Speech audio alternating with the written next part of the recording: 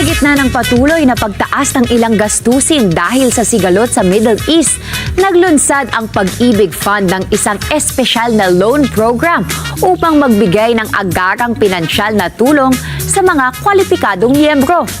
Ang detalye sa report na ito.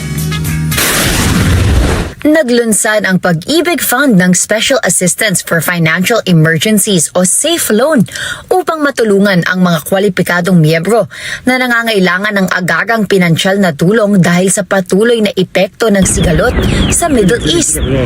Bahagi ito ng direktiba ng pamahalaan na magbigay ng praktikal na tulong sa mga Pilipinong apektado ng pagtaas ng gastusin, lalo na sa presyo ng langis, kuryente, transportasyon at iba pang pangunahing pangangailangan.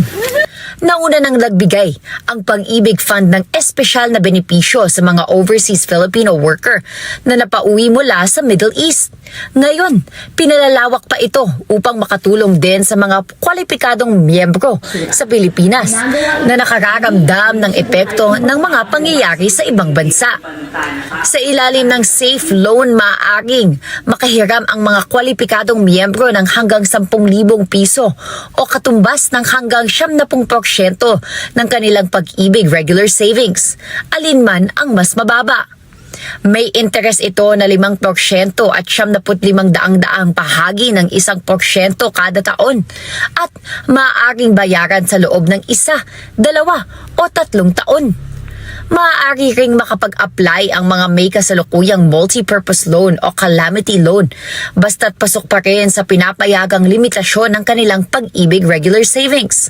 Bukas ang aplikasyon para sa SAFE Loan hanggang September 8, 2026. Maaaring mag-apply ang mga miyembro sa pamamagitan ng virtual Pag-ibig o sa anumang sangay ng Pag-ibig Fund. Kapag naaprubahan, direktang ipapasok ang halaga ng loan sa kanilang Pag-ibig Loyalty Card Plus. Meron din itong 3 buwang grace period bago magsimula ang pagbabayad.